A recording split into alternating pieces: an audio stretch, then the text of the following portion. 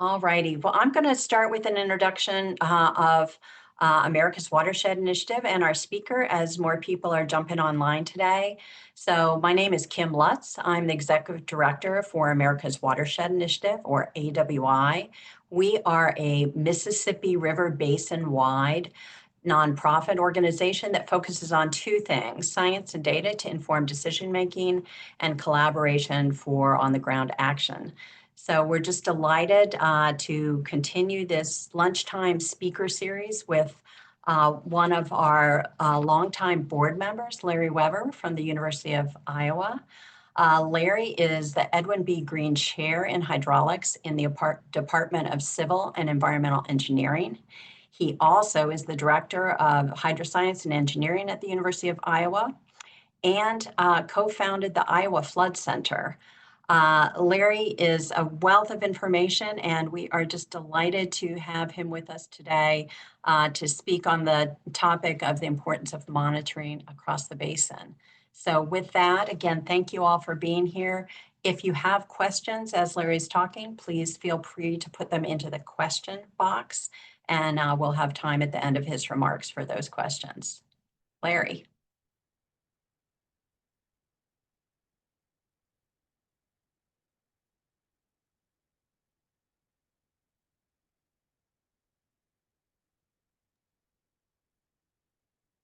Excellent. Kim, can you hear me okay? Coming in loud and clear. And I hope that you can see my presentation in presenter mode. Correct. Okay, wonderful. Well, thank you, Kim, again for the invitation to be here, and thanks to all of the folks that joined this discussion today. I just want to spend a few minutes talking a bit about sensing for both hydrologic and water quality monitoring across the Mississippi River Basin, and share a bit with you about what is going on in Iowa in this regard, and some of the information systems that we have here. As Kim mentioned, I am the director of the IHR Hydroscience and Engineering program at the university. We are a program that's 105 years old, founded in 1920, with a focus on all things fluids, beginning with fluid mechanics and its application to rivers or river hydraulics, watershed hydrology, environmental engineering and science, and geoscience. Just some images of the research programs here at IHR. Interestingly, the IHR program, which is a world-renowned program in hydraulics and water resources, did very little work in the state of Iowa prior to the 2008 floods that devastated much of eastern Iowa. Those floods in 2008 were the fourth largest natural disaster in U.S. history at the time. Unfortunately, have been surpassed by Superstorm Sandy and a number of Hurricane Helene last year, by all means, and a number of other natural disasters that have impacted our nation. From that disaster, we did establish the Iowa Flood Center, established by the Iowa legislature in the 2009 legislative session.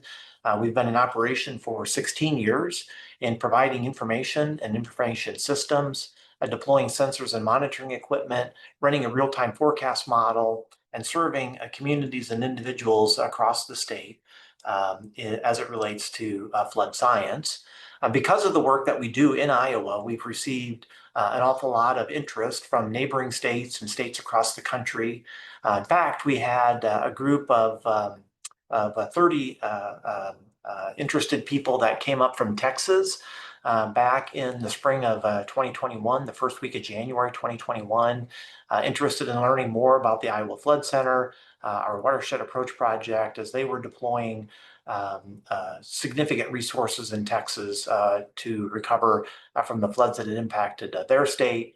And again, just over this last weekend, we learned more about the devastation of flooding in Texas. And again, our hearts go out to all the folks that have been working that flood and impacted in that flood.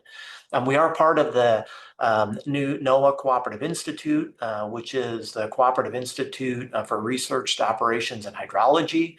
This is led by the University of Alabama, working very closely with NOAA and the National Weather Service, where we provide technical information and research on flood mapping, flood forecasting, water quantity and quality modeling, hydroinformatics, and outreach. I also established the Iowa Nutrient Research Center. That's co-founded with Iowa State University, with Iowa State University faculty working on infield and edge of field best management practices for nutrient reduction. And we run the nation's largest real-time continuous water quality monitoring network with about 90 locations in Iowa. 17 of those operated by the USGS and the remaining 70 plus by the IHR program. And then have the Iowa Geological Survey for, again, understanding groundwater as a resource for source water for drinking water, for industry, for agriculture, and for individual use. Now, across the basin of the Mississippi River, we have weather radar that provides the backbone information for rainfall across the basin, with nominally about 70 of the 213 NextRad radar deployed in the country, located within or looking over the Mississippi River Basin. We also have a strong series of rain gauge sensors and platforms in the basin, about 3,500 of those. Of the 10,000 or so in the country are located within the Mississippi River Basin.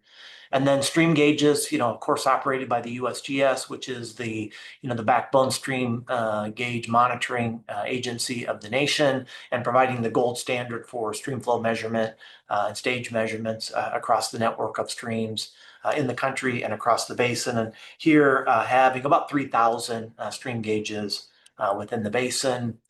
Soil moisture a little bit more non-uniform from state to state. You see, the Oklahoma Mesonet, of course, is one of the strong standards for measuring soil moisture in the country. Missouri and Kansas and Nebraska have nice regular networks there as well. And then we've been building out one in Iowa.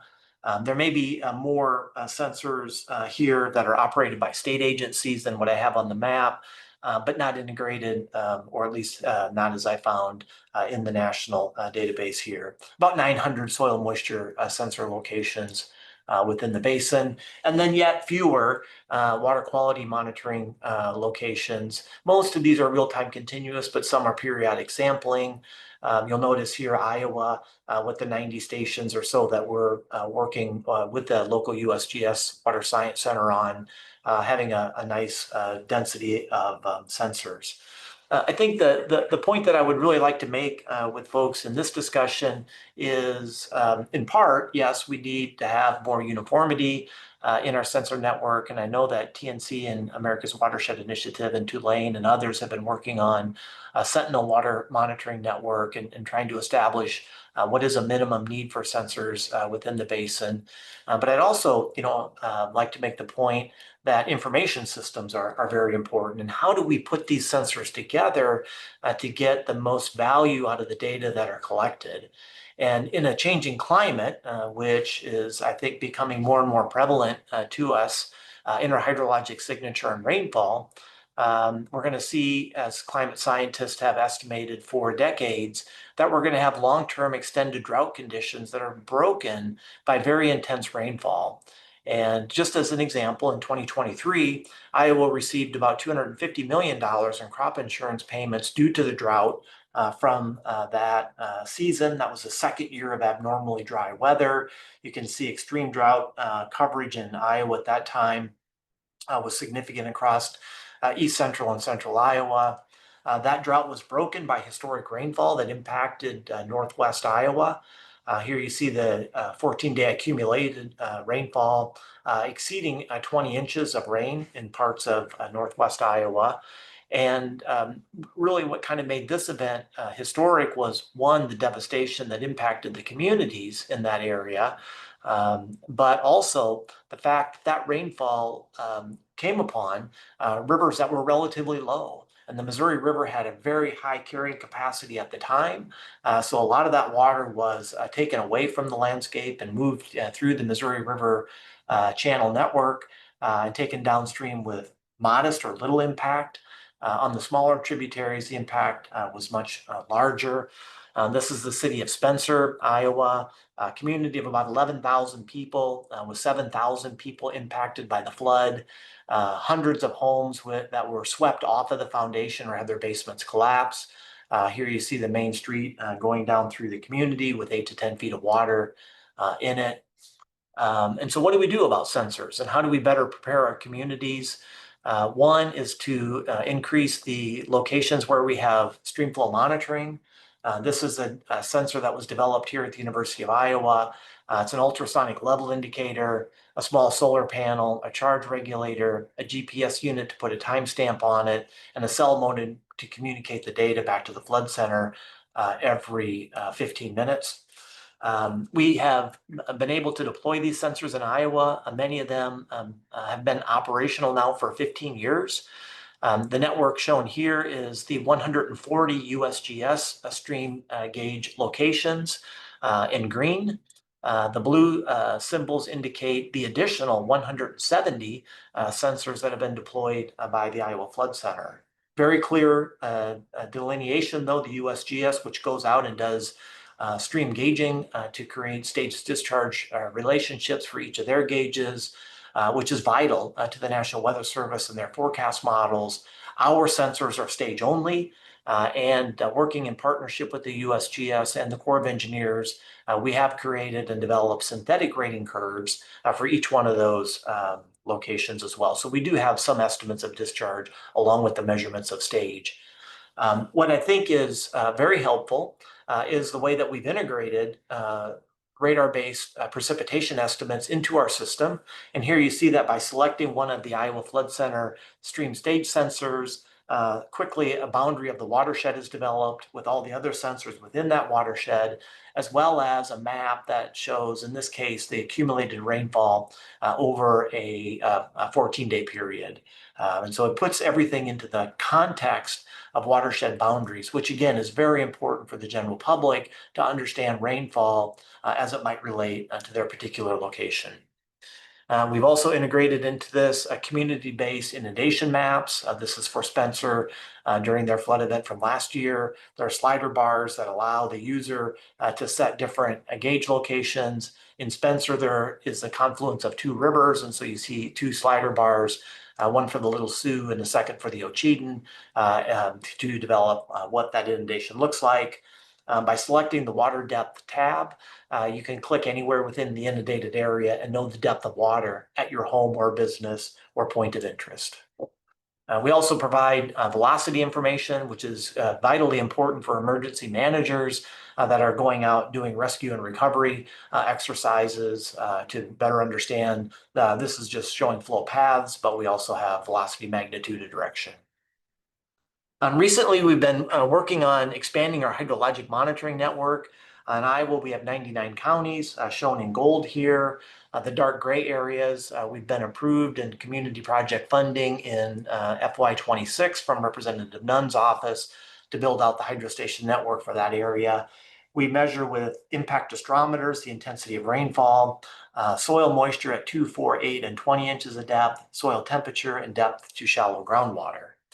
The information is, again, displayed in a very simple and easy to use system. Our water quality data, here you can see the sensors that we use to measure nitrate concentration, many of them co-located with USGS stream gauges.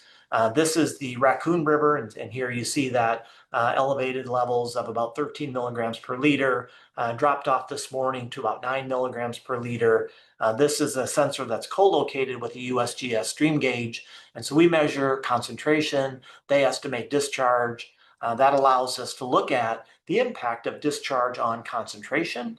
And so you see in the blue line, the concentration goes down as the orange line shows increases in stream flow from rainfall events. And then over a long period of time, as the stream flow goes down and the tile drainage system begins to dominate the flow in the river, concentrations generally tend upwards. If you've been following the national news, the city of Des Moines had to have a water curtailment for their community, curtailing water for 600,000 users because of high nitrate concentrations in the source water to the drinking water system for Des Moines. We also can look at the water quality data over a number of years. And so this sensor here, we're deploying or displaying the last 5 years of data. And so you can see how nitrate concentrations at that location varied over the year and over the past 5 years. Because we're located with the USGS stream gauge, we can also then calculate the accumulated load. And so you'll see at this gauge that we've got load here that this year is approaching 20 million pounds of nitrate that have passed this location. The historic high from 2024 was about 30 million pounds at that location.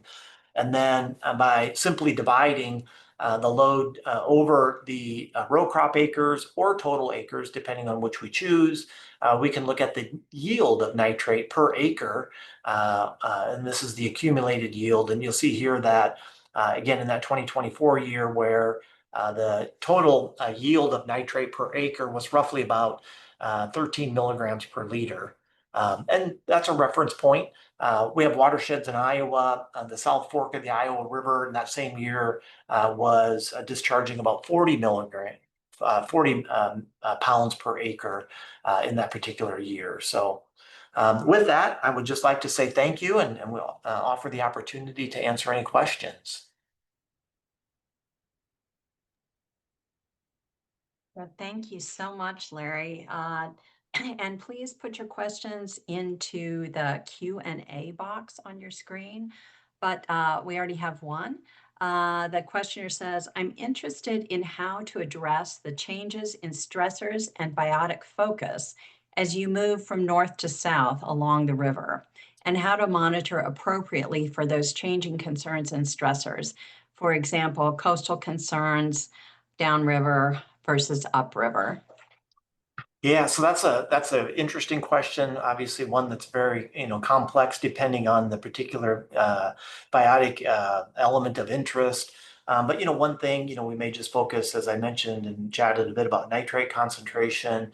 Nitrates and nutrients in general as agricultural pollutants are important as concentrations in the upper part of the basin. So, as an example, drinking water systems care about the 10 milligram per liter EPA water quality standard. But as the river and the system gets larger, those concentrations are much smaller entering into the Gulf. But the river flow is very high. And so the important element as the river discharges into the Gulf of Mexico is the load rather than the concentration. And, as we're looking at our system this year, a lot of discussions again with the city of Des Moines having to curtail water use in the city of, what is the root cause of this? And as we start to look at our system and understand tile drainage in the agricultural Midwest, sometimes we hear the comment that, well, it's just because of the weather. We happen to have a wet year, and so that's why nitrate concentrations and loads are high. But the reality is when we study this and we have precipitation, soil moisture, stream gauge data, and nitrate concentrations, very quickly we can understand that this is not a source limited system. It is a flow limited system. And so, yes, when we do have precipitation, those loads go up, but it's not because of the rainfall per se. It's because we have an unlimited amount of commercial fertilizer and agricultural manure that have been applied to these corn, soybean fields that then gets mobilized in a very leaky, well-drained system in agriculture. So I probably didn't answer the specific question the interested party asked, but that's one view. Thank you. Next question is, Iowa clearly has an incredibly dense system of monitoring. How difficult has that been to create, maintain, and support? Well, great question. We, again, I think have really taken a science-first approach here in the state of Iowa. And as I do a lot of public speaking in Iowa, my comment oftentimes is that I don't have a urban agenda, nor do I have a rural agenda, but we do have a science agenda. And we have an impending water quality crisis that is forming in our state. And we also have a very unique position on Earth in terms of the intersection of cold Arctic air with warm, moist air from the Gulf that intersect over Iowa and create very intense and frequent rainfall and flooding events in Iowa. So flooding is important in our state, and water quality is important in our state. We have been able to draw upon a number of sources. The Iowa Flood Center receives a $1.2 million a year state appropriation for its operations. The nutrient center gets 1.5 million. That's been reduced to 1 million recently. The water quality sensors were funded by the Iowa legislature as we built that network out. Unfortunately, 2 years ago, the Iowa legislature chose to defund the water quality monitoring network. We were fortunate to receive 2 years of funding from the Walton Family Foundation to keep our network up and running. That funding will end in June of 2026. And short of any other funding to keep that system up and running, those water quality sensors will be pulled and most likely thrown away because once they get pulled for a couple of years, it's really hard to get them up and calibrated and redeployed. So we've been fortunate. Current state legislature and the current federal administration do not appear to have interest in water quality monitoring. So what entities have you found that are most interested in this aggregation of information, and how do you see and expect this data to be used? Yeah, I think that what I'm probably most proud of is how we've been able to impact in a positive way the individuals in communities across the state and community leadership. We have such strong, deep relationships with city mayors, with city managers, with community members that have been impacted by the flood. And for those of you that have experienced or worked a flood, you'll know that it will be that bonds develop in those disasters that last a lifetime. And being able to put all of this information in one location, we've had state leaders, the director of the Homeland Security and Emergency Management Program in Iowa said that this integrated system has saved their organization multiple full-time equivalents because all of our data that are sourced from the Corps of Engineers or the USGS or the National Weather Service are integrated into one platform, easy to use and understandable, as well as then actively linked back to the source at USGS, the Weather Service, or the Corps. And so rather than individuals having to learn multiple systems, they learn one, the information is integrated and it's very helpful. On the water quality side, I would echo the same thing, that again, combining water quality data along with hydrologic data is vital to understanding the systems and the source of these pollutants. So you mentioned other states, similar work. Any observations on how states are working or can work together to amplify efforts regionally? Yeah, I think there's so many opportunities and quite frankly, I would say missed opportunities in working together across state boundaries. In Missouri, they had the Flood Recovery Action Working Group that followed the 2019 floods. I spoke to state leadership there on multiple occasions. I know that they've been putting together a program called the Hydrologic Information Center that's run by the Missouri DNR. I think they're making progress, perhaps albeit slowly, towards replicating what has been created in Iowa. Thinking about EPA and FEMA regions, I think, is another good way to perhaps put teams together. That then can apply for federal funding to support their efforts. I think that's another really good way to work. I was a little bit unique in that we have two borders, the east and west borders, that are bounded by two navigable rivers. And so we don't have any real flow boundaries on the east and west coast of Iowa. We do accept some water from Minnesota and some watersheds that initiate in Minnesota, and we certainly do have southern watersheds that drain into Missouri. Watersheds know no community or political boundaries, and so we have to work at that watershed scale, and doing that across state lines, I think, would be helpful. How much does a given sensor cost to run? Great question. We are currently deploying our stream sensors. We started out at $5,000 a sensor. That was building the sensor, going out, hanging it on a bridge. Typically, we were on the downstream side of a bridge face. We have 22,000 bridge crossings in Iowa, so that's easy access to the river. We turn it on, and it's automatically feeding data back to the flood center. That $5,000 per sensor then also supported the back end. information system that's publicly facing and available to anybody. And it covered the $10 a month cell phone data plan. So that was all in. And then of course we have, with 280 of them out, we have our core funding from the state legislature, to keep that system up and running. So the communities are not charged at all for those sensors. On the water quality side, more expensive, clearly, about $30,000 a location to build a full blown water quality monitoring sensor. Running 70 of those cost us about $350,000 a year. So about $5,000 a year per site to run all 70 locations. And that included spring deployment, fall retrieval, validation, calibration, monthly grab samples, and the information system. Great, thank you. Can you share ways in which research from your center has been used to inform adaptation and/or flood mitigation policies in Iowa or elsewhere in the basin? With the Wow. uncertain funding climate and undercurrent of mistrust in science, it'd be great to hear examples of applying research for policy impacts. Yeah, so again, wonderful question.